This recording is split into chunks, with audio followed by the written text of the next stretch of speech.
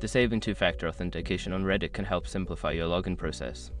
Follow these steps to turn off the security feature. Step 1. Log into your Reddit account. Visit the Reddit website or open the Reddit app and log in with your username and password.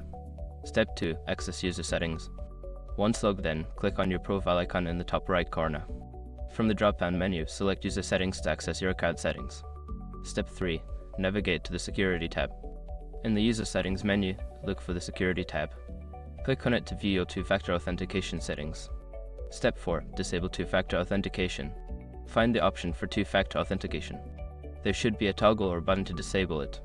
Click on it and follow any prompts that may appear to confirm your decision. Step 5. Confirm changes. After disabling two-factor authentication, ensure that you receive a confirmation message. It is a good practice to log out and log back in to verify that the changes have taken effect. By following these steps, you can easily disable two-factor authentication on your Reddit account. Always remember to keep your account secure with a strong password.